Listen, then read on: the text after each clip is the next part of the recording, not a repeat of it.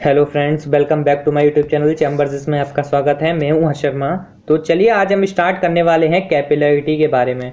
तो आज हम ये भी हमारी जो है फ्लूइड की एक प्रॉपर्टी होती है, तो आज हम जो है इसके बारे में डिस्कस करेंगे कि कैपिलरिटी यानी कि जो केशिकात्व है वो हमारा क्या होता है। ठीक है, तो देखिए केशिकात्व को सबसे पहले पढ़ने से हमें क्या पता होना चाहिए कि हमारे जो वेटिंग फ्लूइड हैं और नॉन वेटिंग फ्लूइड हैं वो हमारे क्या होते हैं। ठीक है, तो देखिए सबसे पहले बात करते हैं वेटिंग फ्लूइड यानी कि, और इसका मतलब होता है ये किसके बेसिस पे करते हैं, सतह को गीला करने के आधार पर। यानी कि जो हमारा फ्लूइड सतह को किस तरह से हमारा गीला कर रहा है उसके आधार पर हमारे दो तरीके के फ्लूइड होते हैं, एक वेटिंग फ्लूइड और एक होता है नॉन वेटिंग फ्लूइड। ठीक है, तो देखिए वेटिंग फ्लूइड क्या होता है, अगर किसी भी लिक्विड की या किसी भी हमारा मतलब मान लीजिए कोई लिक्विड है और वो किसी सरफेस पर अगर हमारा रखा गया है और वो सरफेस के साथ कांटेक्ट ज़्यादा बनाए यानी कि मैक्सिमम कांटेक्ट बनाए। अब देखिए ये जो वेटिंग फ्लूइड है इसमें देखिए ये कांटेक्ट जो है ज़्यादा बन रहा है, क्लियर। और नॉन वेटिंग में आप देखेंगे कि जो कांटेक्ट बन रहा है वो बहुत कम बन रहा है। ठीक है, यानी कि संपर्क जो है सतह के साथ वो बहुत कम है। और आपको एक चीज़ मैंने बताई थी पिछली वीडियो में, अगर आपने वो वीडियो जाके नहीं देखी तो पहले जाके उस वीडियो को देखें। तो देखिए मैंने आपको बताया था सरफेस टेंशन वाली वीडियो में कि हमारा जो एथिसन फोर्स होता है वो क्या होता है, किसी भी दो अणुओं के बीच यानी कि दो अलग अलग, ध्यान लगिए किन्हीं भी दो अलग अलग अणुओं के बीच लगने वाला, मान लीजिए मैं आपको एग्जांपल बता देता हूं कि ये पॉजिटिव और एक ही नेगेटिव। ठीक है, ये पॉजिटिव है और ये आपका नेगेटिव है। ठीक है, दो अलग अलग अणुओं के बीच लगने वाला आकर्षण बल, दो अलग अलग अणुओं के बीच लगने वाला आकर्षण बल क्या कहलाता है, एधेसन फोर्स यानी कि आसंजन बल कहलाता है। ठीक है, और सेम अणुओं के यानी कि एक ही लिक्विड के या एक ही मटेरियल के जो फ्लूइड है या कोई मटेरियल है उसके अणुओं के बीच, जैसे मानिए नेगेटिव नेगेटिव है, इसके बीच लगने वाला आकर्षण बल हमारा क्या कहलाएगा, वो कहलाएगा कोहेजन फोर्स। उसके बीच जो आकर्षण बल लग रहा होगा वो हमारा क्या कहलाएगा, कोहेजन फोर्स यानी कि संसंजन बल। इसको कहते हैं कोहेजन फोर्स, इसको कहते हैं एथेसन यानी कि आसंजन बल। क्लियर, एथेसन से आप समझ सकते हैं आसंजन और आसंजन से आप समझ सकते हैं अलग अलग। क्लियर, तो देखिए ये क्लियर होगा आपको। अब बात करते हैं कि हमारा वेटिंग फ्लूइड है क्या। देखिए आप ये चीज समझ गए।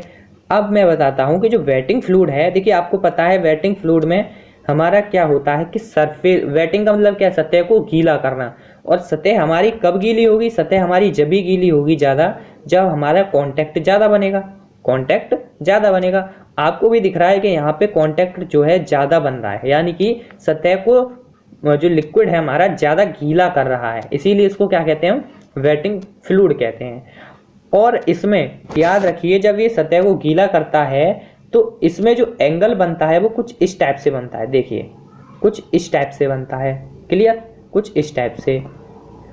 और ये जो एंगल बनता है हमारा ये कितना होता है एंगल, तो आप याद रखिए कि जो एंगल ये जो होता है ये थीटा होता है यहाँ पर। यानी कि आपको भी ये दिख रहा है कि ये जो एंगल है वो क्या है, 90 डिग्री से कम है, 90 डिग्री से कम है।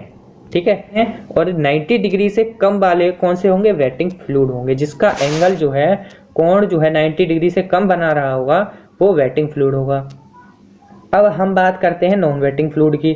तो देखिए नॉन वेटिंग फ्लूइड में मैंने, और हाँ एक बात याद रखिए कि जो वेटिंग फ्लूइड होता है उसमें एधेसन फोर्स जो है, एधेसन फोर्स वो ज़्यादा होता है कोहेजन से। देखिए एधेसन ज़्यादा होगा तब, एधेसन का मतलब क्या है, दो अलग अलग अणु जो हैं आपस में आकर्षण बल बनाए, आकर्षण बल बनाए। तो देखिए आपको भी दिख रहा है कि यहाँ पे एक अणु हमारा प्लेट का होगा, एक अणु लिक्विड का होगा, है ना। तो ये दोनों आपस में आकर्षण बंध ज़्यादा बनाएंगे, अगर एट्रैक्शन फोर्स ज़्यादा बनाएंगे तो इसका मतलब क्या है, ये चीज़ सतह पर ज़्यादा फैलेगी। यानी कि जो पानी है, पानी सॉरी हम जो कह रहे हैं हमारा जो लिक्विड है वो जो है सरफेस पर अच्छी तरीके से यानी कि ज़्यादा फैलेगा।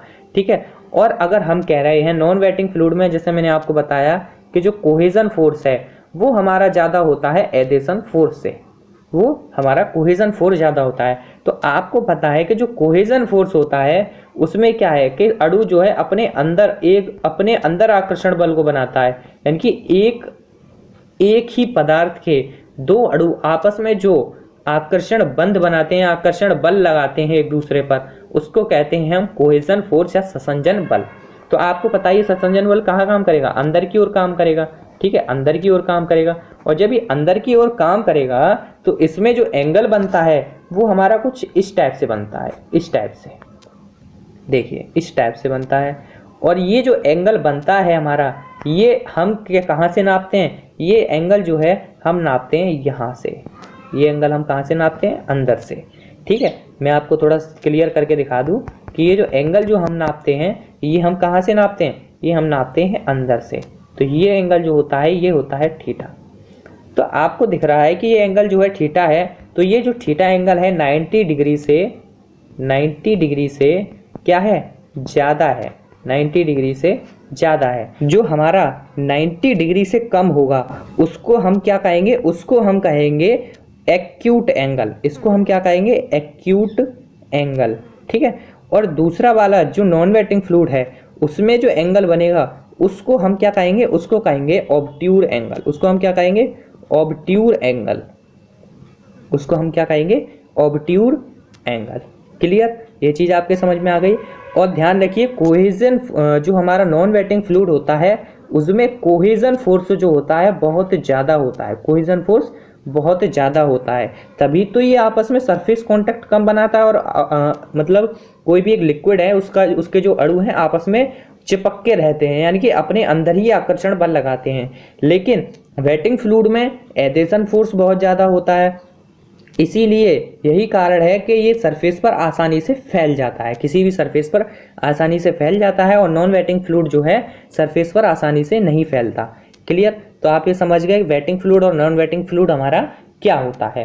ओके, अब बात करते हैं हम अगली चीज़ की, अब बात करते हैं अपने कैपिलरी की। तो देखिए कैपिलरी जो होता है क्या चीज़ है, it is a phenomena of rise और fall of a liquid surface from its initial level in a small tube. यानी कि हमारी कोई भी एक स्मॉल ट्यूब अगर है, बहुत स्मॉल ट्यूब, ध्यान रखिए ये स्मॉल ट्यूब इतनी पतली होगी कि हमारा, देखिए यहाँ पे मैंने लिख रखा है जैसे कि ट्यूब का व्यास 3 mm से कम है, यानी कि ट्यूब जो है, अब लगा लीजिए 3 mm कितना छोटा होता है, 3 mm से भी कम है, ठीक है। और अगर हम इसको किसी भी पानी में डाल दें या किसी भी लिक्विड में डाल दें तो इसमें ट्यूब के अंदर मान लीजिए इनिशियल लेवल ये था, पहले ट्यूब के अंदर लिक्विड का राइज करना यानी कि ऊपर उठना, इस जगह पे मान लीजिए लिक्विड उठकर किसी इस जगह पे पहुंच गया, ठीक है, उठकर किसी इस जगह पहुंच गया, या लिक्विड का गिरना, है ना, यानी कि फॉल या फिर राइज करना। ये जो फिनोमेना कहलाता है, ये फिनोमेना क्या कहलाता है, किसकातो यानी कि कैपिलरिटी कहलाता है। और ये फिनोमेना कब काम करता है, ये फिनोमेना जब भी काम करता है if tube are held vertically in liquid, यानी कि जब ट्यूब हमारी वर्टिकल हो यानी कि सीधी खड़ी हुई हो, ठीक है, तब जो है हमारा जो फिनोमेना काम करता है उसको हम कहते हैं कैपिलरिटी, है ना। और इसके द्वारा जो इफेक्ट पैदा होता है उसको हम क्या कहते हैं, कैपिलरिटी इफेक्ट कहते हैं।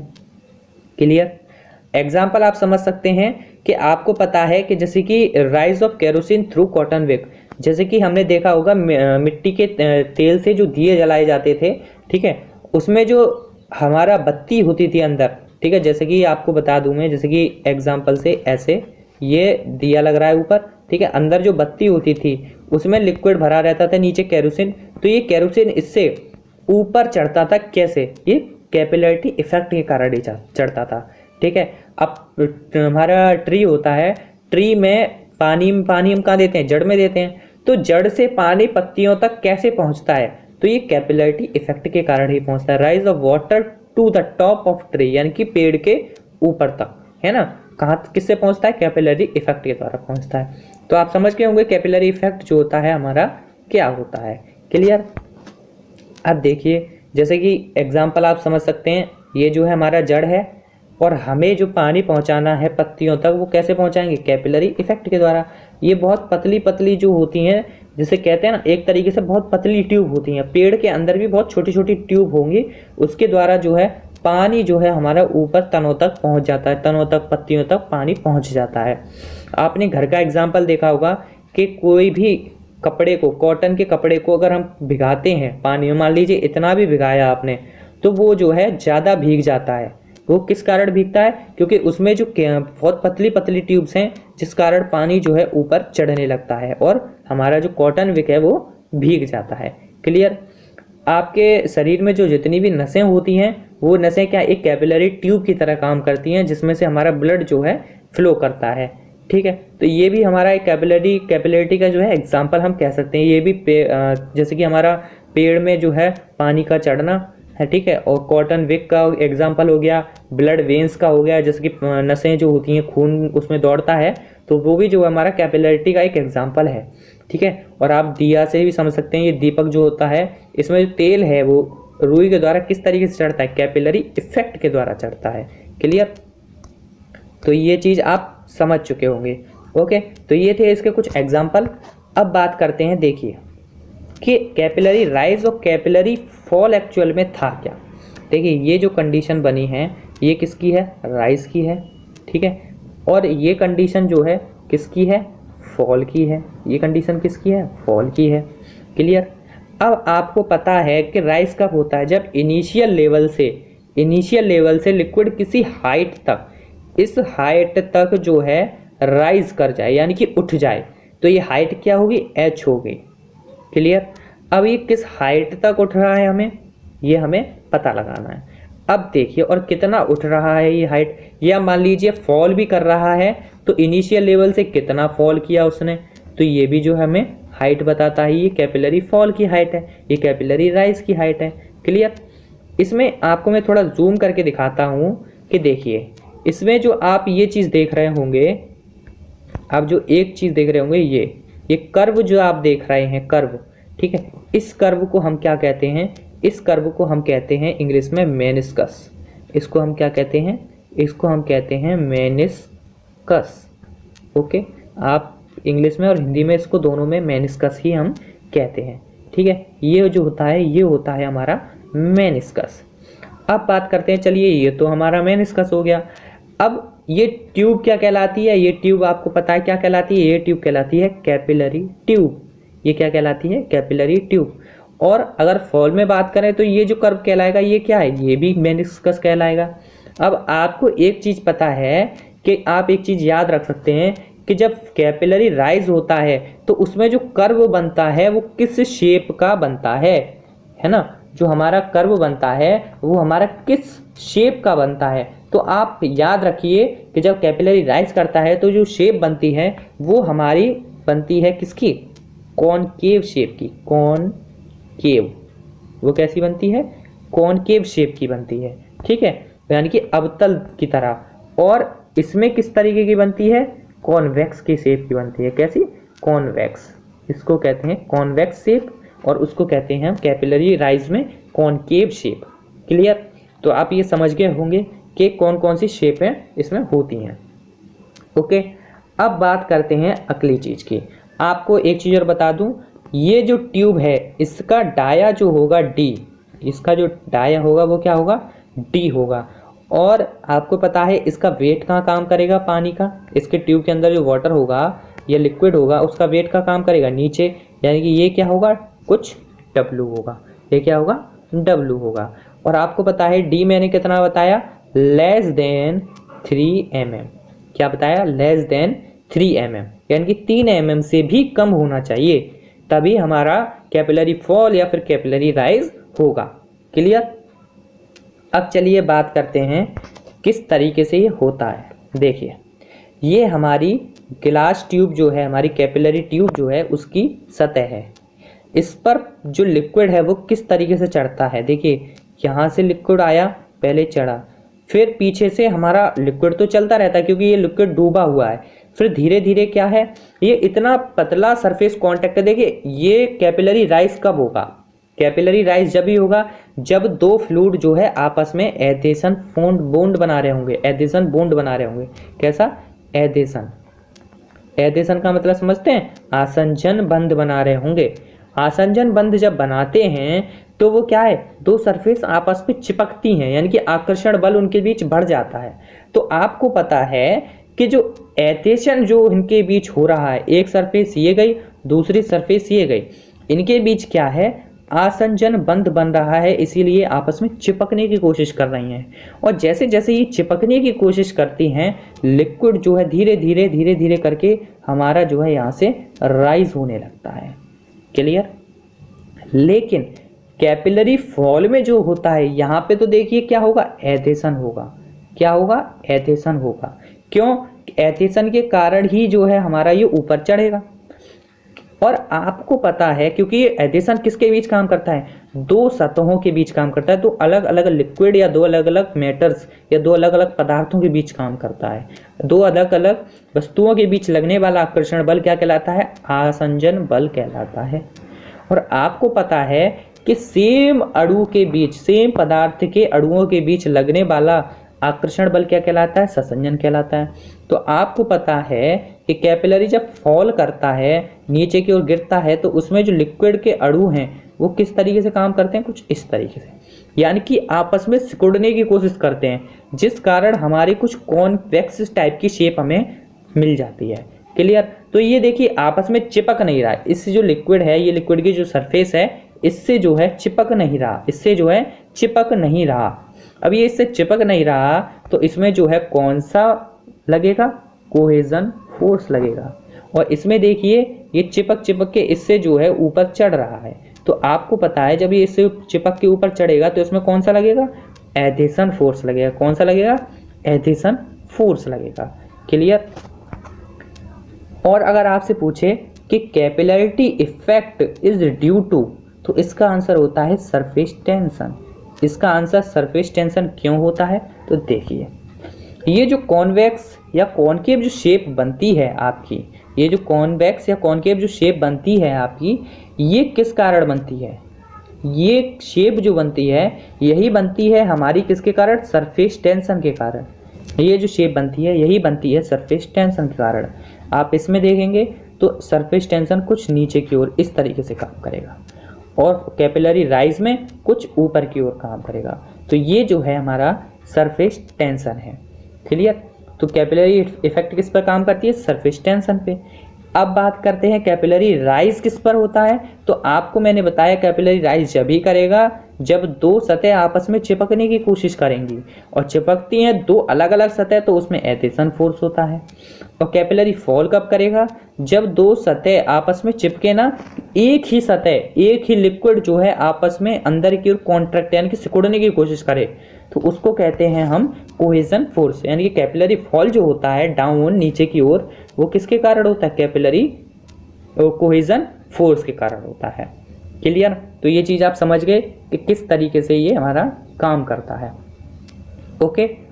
अब आगे की चीज बात करते हैं। तो देखिए हाइट ऑफ कैपिलरिटी क्या होता है, हम हाइट कैसे निकालते हैं किसी भी कैपिलरी ट्यूब की, तो इस चीज के बारे में जो है हम लोग डिस्कस करते हैं। तो देखिए सबसे पहले आपको पता है कि आपके पास एक ट्यूब है। क्या है, एक ट्यूब है, एक बहुत बड़ी ट्यूब है, ये एक ट्यूब। क्लियर। और इस ट्यूब में मैं आपको थोड़ी सी बड़ी ट्यूब बना के दिखा रहा हूँ जिससे आपको कैलकुलेशन में आसानी हो जाए। ये ट्यूब है, इस ट्यूब में ये जो है हमारी कैसी शेप है, मान लीजिए हम कह रहे हैं कैपिलरी राइज हो रहा है। देखिए कैपिलरी राइज और कैपिलरी फॉल दोनों के लिए ही सेम फॉर्मूला है और सेम प्रोसीजर है। ठीक है। तो मैं आपको कैपिलरी राइज का एग्जांपल देख के बता रहा हूँ। देखिए आपको पता है कि जो लिक्विड है उसका वेट जो काम करेगा वो कहाँ काम करेगा, वो काम करेगा हमारा नीचे की ओर। वो हमारा कहाँ काम करेगा, डब्लू नीचे की ओर काम करेगा। अब देखिए कैपिलरी जब राइज होता है, कैपिलरी जब राइज होता है, राइज की बात चल रही है यहाँ पे, ठीक है, तो जो सरफेस टेंशन है कुछ इस तरीके से, मैं आपको दूसरी पेन से दिखा दूं, रेड पेन से, कि कैपिलरी राइज कुछ इस तरीके से सरफेस टेंशन लगता है। यहाँ पे ये जो है सरफेस टेंशन लग रहा है क्या, सिग्मा। ये क्या है, सिग्मा। क्लियर। और आपको अब पता है कि ये जो एंगल होता है, ये जो एंगल होता है ये क्या होता है, थीटा।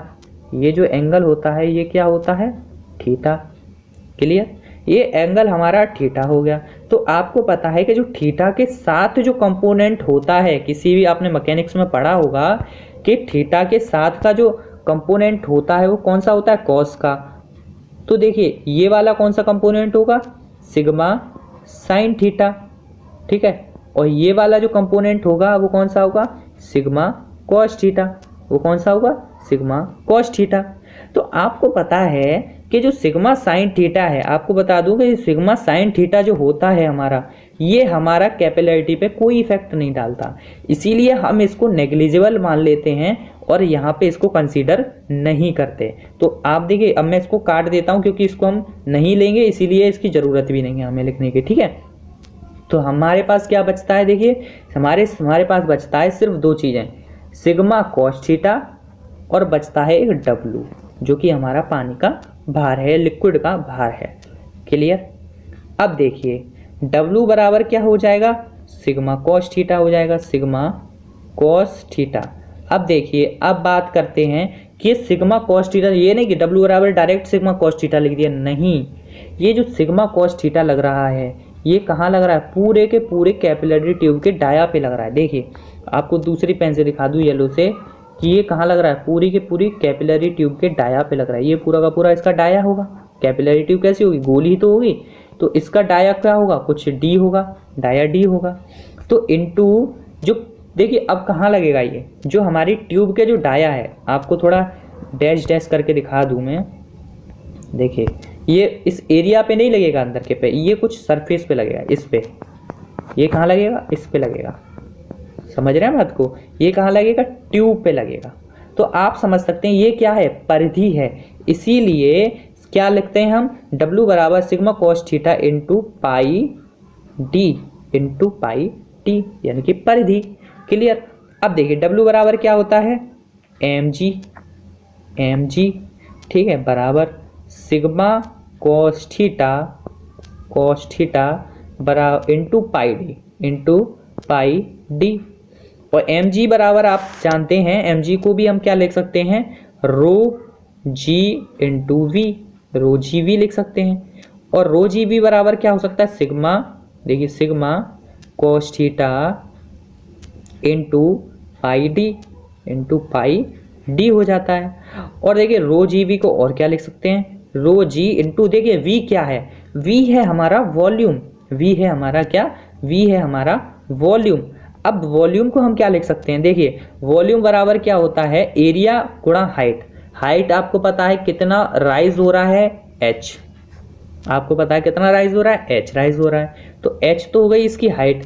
और एरिया कितना है ट्यूब का, आपको पता है π/4 डी स्क्वायर, यानी कि π/4 डी स्क्वायर इंटू h। क्यों, क्योंकि पूरा एरिया लेंगे ना, into sigma cos theta into pi D. अब आपको दिख रहा है पाई से पाई कट गया, एक डी से एक डी कट गया, देखिए दूसरी पेन से काट के भी बताता हूँ, पाई से पाई कट गया, एक डी से एक डी कट गया। क्लियर। अब आपके पास क्या क्या बचता है, आपके पास जो बचता है वो बचता है, हमें निकालना क्या, हमें निकालना हाइट ऑफ कैपिलरिटी,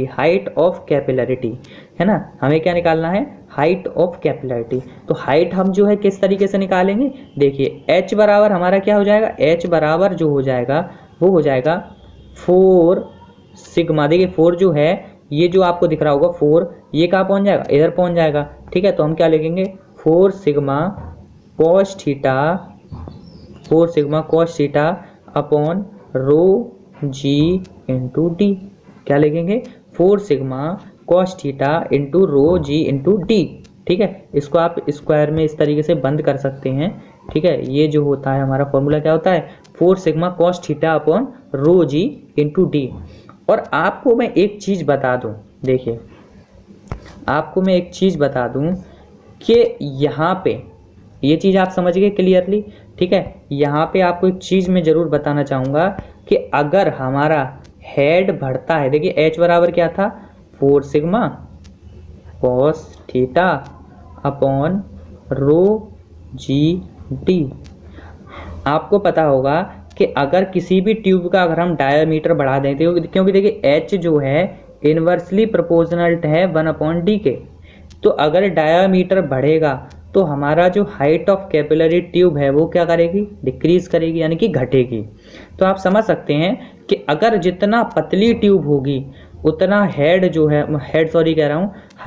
है हमें ज़्यादा मिलेगी, और जितना हमारी मोटी ट्यूब होगी यानी कि ज़्यादा डायमीटर की होगी उतना ही हमें कम हाइट मिलेगी।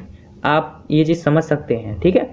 तो ये चीज़ आपके क्लियर हो गई होगी कि ज़्यादा हाइट पे ज़्यादा अगर हमें हाइट चाहिए तो हमें पतली डायमीटर की ट्यूब जरूरत पड़ेगी, और अगर हमें कम हाइट चाहिए तो हमें हाइट जो डायमीटर है वो हमें बढ़ाना पड़ेगा। क्लियर? तो ये जो है हमारा डेरिवेशन होता है कैपिलरी ट्यूब के अंदर। क्लियर? और यही हमारा कैपिलरी फॉल में काम करेगा। ठीक है, अब बात करते हैं कि हाइट ऑफ कैपिलरिटी। देखिए हाइट ऑफ कैपिलरिटी यही जो है, अगर हम बात करते हैं water with clean glass tube, यानी कि एक ट्यूब है और अगर उसमें हम पानी यूज़ कर रहे हैं, वाटर जो यूज़ कर रहे हैं, तो उसके लिए जो थीटा की वैल्यू होती है, हमारी थीटा की वैल्यू होती है वो क्या होती है 29 डिग्री होती है, 29 डिग्री। प्योर वाटर की बात करें तो 0 डिग्री, क्योंकि बिल्कुल प्योर वाटर होगा तो 0 डिग्री एंगल बन जाएगा थीटा। ठीक है, अगर हम मिट्टी का तेल की बात करें यानी केरोसिन की बात करें तो 26 डिग्री एंगल होता है, और सबसे ज़्यादा एंगल होता है मरकरी यानी Hg के लिए 135 डिग्री। तो आप यहाँ से एक चीज़ कॉमन से दिमाग लगा सकते हैं कि देखिए जो वेटिंग फ्लूइड जो होता था, मैं वेट लिख देता हूँ, वेटिंग फ्लूइड जो होता था उसमें जो एंगल बनता था थीटा, वो क्या बनना था लेस देन 90, थीटा की वैल्यू लेस देन 90 यानी 90 से कम बनती थी। ठीक है, तो आप यहाँ से, और नॉन वेटिंग फ्लूइड की बता दूँ NW यानी कि नॉन वेटिंग फ्लूइड में जो थीटा की वैल्यू थी वो 90 से ज़्यादा बन रही थी। तो आप यहाँ से समझ सकते हैं कि जो सिर्फ मरकरी है हमारा, ये जो मरकरी है ये क्या है, एक नॉन वेटिंग फ्लूइड है, क्योंकि यहाँ पे जो 135 डिग्री है वो 90 से ज़्यादा है। तो मरकरी क्या है, एक नॉन वेटिंग फ्लूइड है, यानी कि ये सतह को गीला नहीं करता। आपने देखा होगा कि जो मरकरी होता है वो सतह पर चिपकता नहीं है। अगर मान लीजिए ये सतह है तो मरकरी है अपनी गोल बूंदे बूंदे बना रखेगा, लेकिन वो चिपकेगा नहीं। ठीक है, उसमें जो है कोहेजन फोर्स ज़्यादा होगा, एथेशन फोर्स कम होगा, कोहेजन ज़्यादा होगा। क्लियर? लेकिन वाटर हो गया, प्योर वाटर हो गया और हमारा केरोसिन हो गया, ये जो है 90 डिग्री से हमारे कम है, तो ये जो है क्या कहलाएंगे वेटिंग फ्लूइड। यानी कि अगर ये जो है हमारे किसी भी सरफेस पर रख दिए जाएं तो वो उस पर चिपक जाते हैं, यानी कि बूंदें जम जाती हैं। आपने देखा होगा ग्लास है, ग्लास में अगर पानी है तो उस पर बूंदें जम जाएंगी जरूर। क्लियर? तो ये होता है हमारा कुछ कैपिलरी इफेक्ट का फिनोमिना। क्लियर? तो थैंक यू सो मच। अगर आपको ये वीडियो अच्छी लगी हो तो चैनल को सब्सक्राइब करें, वीडियो को लाइक करें। Thank you.